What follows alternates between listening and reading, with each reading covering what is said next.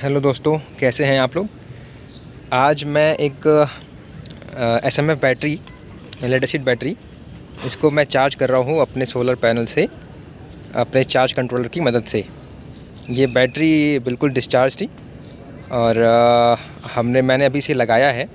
तो आपको बताना चाहूँगा कि जो ये हमारा पैनल है वो 150 वाट का है और इसका जो VMP क्या होता है ना, कि सोलर पैनलों का ऐसा वोल्टेज करंट नहीं होता जैसे नॉर्मल और चीज़ों का होता है। तो इसमें VMP और IMP होता है। तो VMP होता है, जैसे हमारा पैनल 150 वाट है ना, तो 150 वाट की जब पावर ये दे रहा होगा ना, उस टाइम जो उसके टर्मिनल्स पे वोल्टेज होगा उसे हम लोग VMP कहते हैं, वोल्टेज एट मैक्सिमम पावर। मतलब 150 वाट जब दे रहा होगा तो जो वोल्टेज यहाँ आएगा इसके सिरों पे जो वोल्टेज आएगा उसे कहते हैं VMP। तो VMP इसलिए करते हैं क्योंकि ना इनका वोल्टेज घटता बढ़ता रहता है सनशाइन के हिसाब से।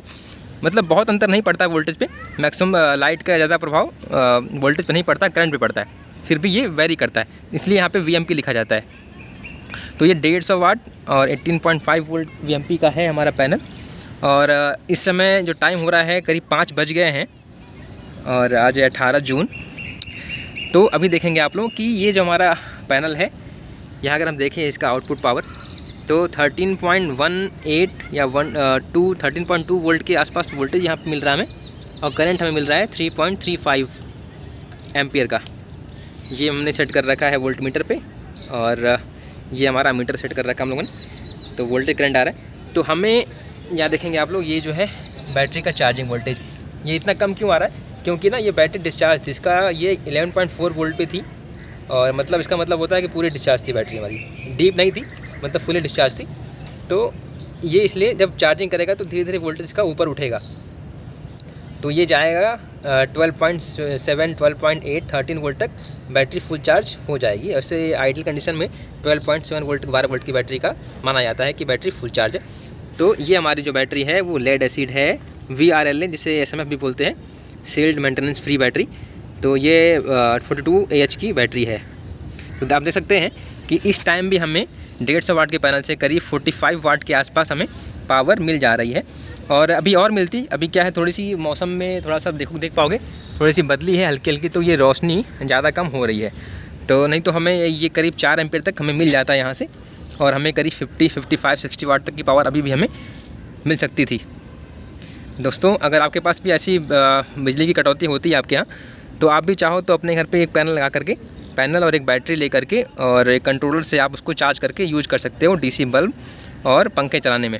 काफ़ी बेहतर है, ये फ्री एनर्जी है। आपको शुरुआत में थोड़ा इन्वेस्टमेंट करना पड़ेगा, और बाकी आप कई सालों तक आप इसका फ्री में यूज कर पाएंगे।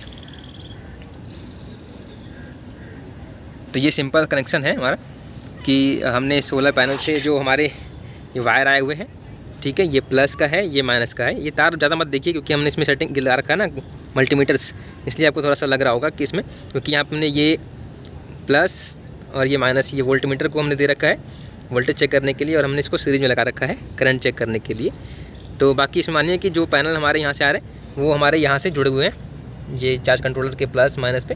ये हमारी बैटरी का गया हुआ है, मैंने तार डबल कर रखे हैं क्योंकि हमारे पास तो तार उस साइज़ का नहीं है जितना होना चाहिए।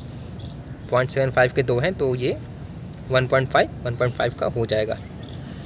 और केबल साइज़ थोड़ी अच्छी रखनी चाहिए, जिससे हमारे लॉस ना हो, हीटिंग ज़्यादा ना हो तारों में, और पावर ट्रांसफ़र अच्छे से हो जाए।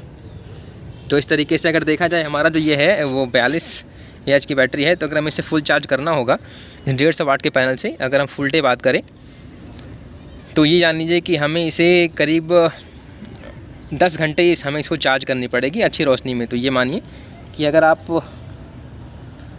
इस टाइम में, जून का समय है, अगर आप इसे सुबह 8 से लगाते हैं, 8 से 5 के बीच में, तो आपको मतलब आपका 80% बैटरी करीब चार्ज हो सकती है।